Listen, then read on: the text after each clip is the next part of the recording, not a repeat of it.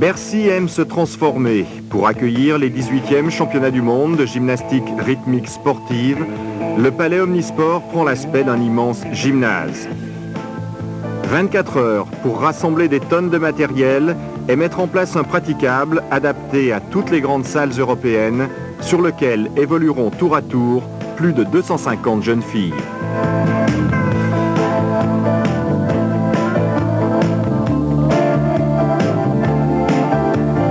Précision des gestes, technicité, cet habillage est déjà un prélude au somptueux spectacle qui va suivre. «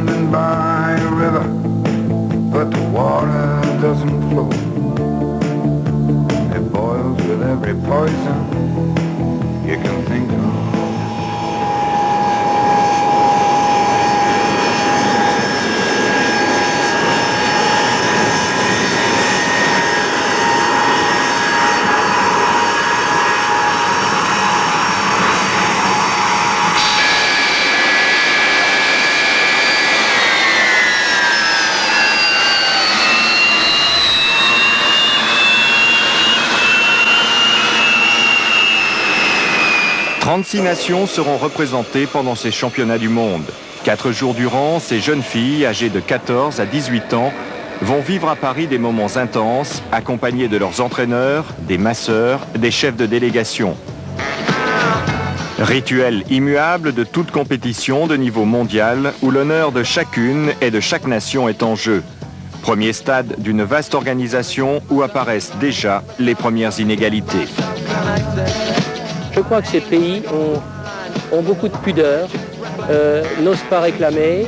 Nous essayons de faire le maximum. L'Arménie n'a pas les fonds nécessaires. Bien, nous avons fait le nécessaire pour les loger à l'Institut national des sports. Et puis on prendra en charge une partie du coût.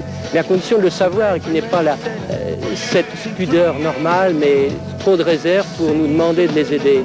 Alors c'est difficile, ces pays ont un tel amour de la gymnastique qu'ils veulent venir, ils viennent en autobus, certains, l'Estonie viennent en autobus, ils voudraient même coucher dedans.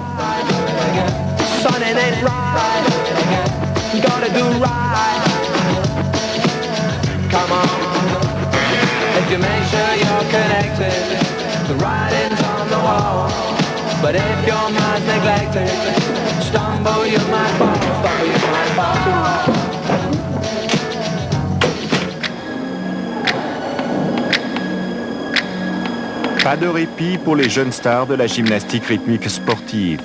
Déjà, les corps filiformes se prêtent aux premiers échauffements, les muscles s'étirent et ces frêles silhouettes ne deviennent plus que souplesse et légèreté.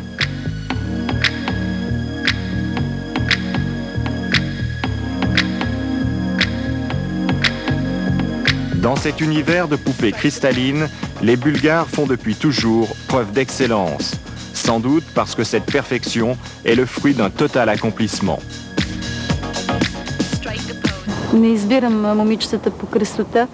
Je ne choisis pas les filles pour leur beauté. Je cherche plutôt des filles qui possèdent une certaine spiritualité, qui ont cette intelligence spécifique nécessaire au sport. Le peuple bulgare est un peuple d'esprit et les qualités de spiritualité sont exprimées aussi sur les visages des gymnastes. C'est sans doute pour cela que vous trouvez les femmes bulgares si belles.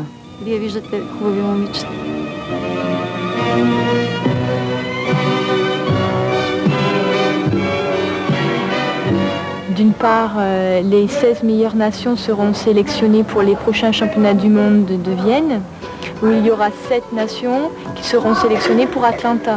Donc il faut bien travailler. Et puis ça se passe en France, devant notre public, donc il faut vraiment bien se comporter. Bon, il y a des nations qui sont vraiment très fortes, comme je pense la Russie, la Bulgarie, c'est vraiment des nations qui sont vraiment au top niveau. Là, je pense qu'on a encore du travail, mais des nations comme l'Allemagne, l'Italie, la Hongrie, tout ça, c'est des nations qui se tiennent et j'espère qu'on arrivera à percer dans le groupe.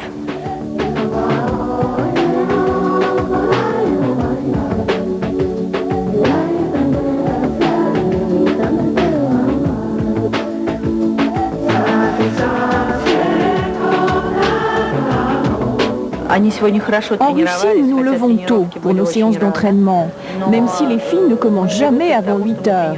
Alors qu'ici, à Paris, on nous demande d'être sur place à 6 heures du matin. C'est un peu exagéré. Sinon, je pense que l'échauffement se déroule correctement et que mes filles seront prêtes.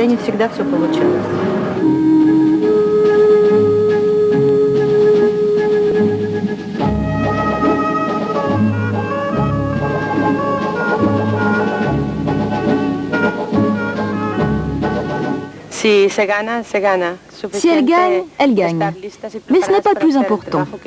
Ce qui est bien, c'est de venir à Paris et de participer au championnat. Être prêt, avoir réussi une bonne composition pour les ensembles, tout cela est beaucoup plus intéressant que le podium.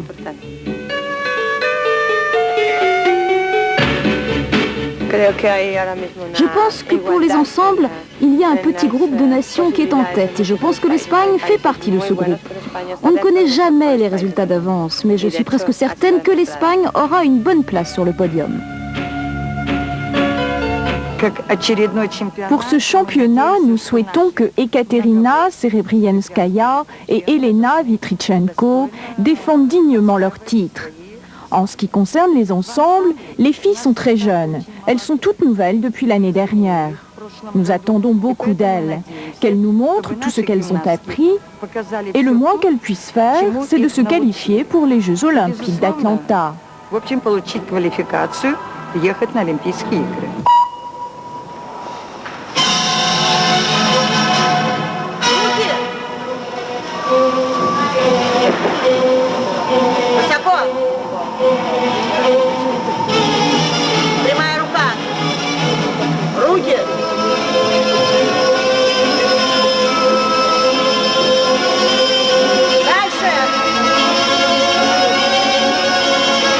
La gymnastique rythmique et sportive est affaire de filles et de couples. Irina Viner et Amina Zaripova offrent l'étonnante démonstration de ces rapports de maître à disciple empreints d'une grande sollicitude.